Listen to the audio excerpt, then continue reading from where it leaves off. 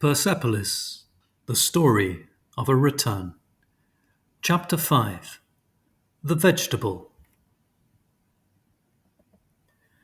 My mental transformation was followed by my physical metamorphosis. Between the ages of 15 and 16, I grew 7 inches. It was impressive. Me at 15. Me at 16. My head also changed in its own way. First, my face got longer, then my right eye grew, followed swiftly by my chin, which doubled in length. Then it was my mouth, my right hand, my left foot. Even today, it's half a size bigger than my right foot. Of course, my nose tripled its size and was decorated by a large beauty mark, which I thought hideous at the time. Then my chin advanced majestically, only to retreat to its original position several months later. Finally, my chest developed, and my center of gravity was balanced out by the pounds on my butt. In short, I was in an ugly stage seemingly without end. As if my natural deformity wasn't enough, I tried a few new haircuts, a little slip of the scissors on the left, and a week later a little snip of the scissors on the right. I looked like Cosette in Les Miserables. So I coated my hair with gel.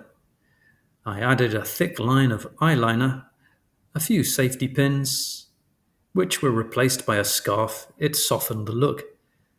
I was beginning to look like something. Have you seen how beautiful she is now? To my enormous surprise, my new look even pleased the hall monitors. It should be said that they were very young. You change your hairstyle every day. Who cuts your hair? I do. If I pay you, will you cut my hair too? And that's how I became the school's official hair cutter. It helped me earn a little spending money. My relationship with the school's lackeys didn't please my friends much. So, you seem to be on awfully good terms with the peons? Not really, I just cut their hair. That's not all you do for them. You kiss their asses from time to time. I do not. I think they're nice, that's all. Peons, they're peons. They have a fixed psychological profile. They are thirsty for power and are looking to control us. Yeah, like the cops. Exactly. Life is pain. Pain is everything. Everything is nothingness. Therefore, life is nothingness. When man recognizes this all, he can no longer live like an earthworm, inventing games of leaders and followers to forget his fickleness. Whatever, existence is not absurd. There are people who believe in it and who give their lives for values like liberty. What rubbish! Even that is a distraction from boredom. So my uncle died to distract himself? For Momo, death was the only domain where my knowledge exceeded his. On this subject, I always had the last word. Noble combat, blah blah blah. Okay, are we going to smoke a joint? Sure. It was always Thierry who rolled the joints, while we kept an eye out for the monitors so we wouldn't be caught by surprise. Yeah. I didn't like to smoke, but I did it out of solidarity. At the time, to me, grass and heroin were the same thing. Each time I was offered a joint, I remembered this conversation my parents had about cousin Kamran. Poor boy, he stuck himself so many times he's begun to look like a vegetable. This kind of thing always happens to the most fragile ones. Becoming a vegetable was out of the question. So I pretended to participate, but I never inhaled the smoke. And as soon as my friends' backs were turned, I stuck my fingers in my eyes to make them good and red. Then I imitated their laughter. I was quite believable. The harder I tried to assimilate, the the more I had the feeling that I was distancing myself from my culture, betraying my parents and my origins, that I was playing a game by somebody else's rules. Each telephone call from my parents reminded me of my cowardice and my betrayal. I was at once happy to hear their voices and ashamed to talk to them. Yes, I'm doing fine. I'm getting good grades. Friends, of course, lots. Dad, Dad, I love you. You have some good friends? That doesn't surprise me. You always had a talent for communicating with people.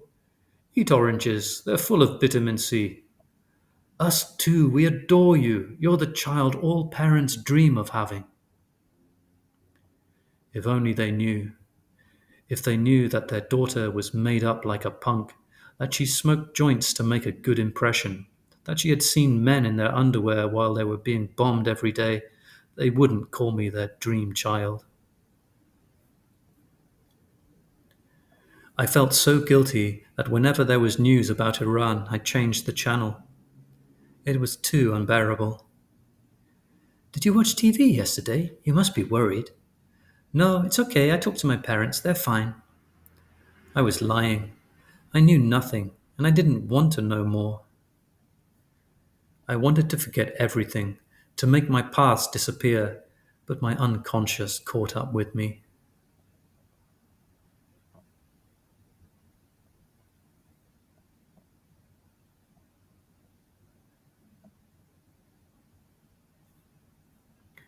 I even managed to deny my nationality during a party at school. Hi, I'm Mark. I graduated last year. You're new? What's your name? Marjane. I've been here a year. And where are you from, Marie-Jean? I'm French. Oh, really? You have a funny accent for a French girl.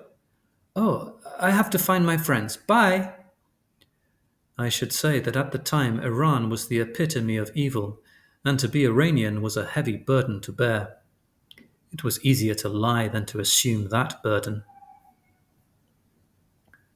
Who's that guy? Mark? He's Anna's brother, the guy in the striped sweater. He's a jerk from Bourges. Shouldn't talk to those people. And when I got back that night, I remembered that line my grandmother told me. Always keep your dignity and be true to yourself. Oh, Grandma. Unfortunately, it all came out in the end. A few days later, in a cafe near school, she told my brother that she was French. And your brother believed her? What do you think? Have you heard the way she talks? Have you seen her face? But your brother was hitting on her or what? Of course not. Oh, that's a relief. Considering how ugly she is, it would be really unfair if she got a guy like Mark. I would commit suicide if my brother was going out with a cow like that. I don't know if you've noticed, but she never talks about either her country or her parents. Well, of course, she lies when she says that she's known war. It's all to make herself seem interesting. Anyway, her parents clearly don't care about her, or they wouldn't have sent her alone. That was too much. I saw red. You are going to shut up or I'm going to make you. I'm Iranian. I'm proud of it. She is completely crazy. I wanted to die. Where were my parents to take me in their arms, to reassure me? But really, I had nothing to cry about. I had just redeemed myself. For the first time in a year, I felt proud. I finally understood what my grandmother meant. If I wasn't comfortable with myself, I would never be comfortable.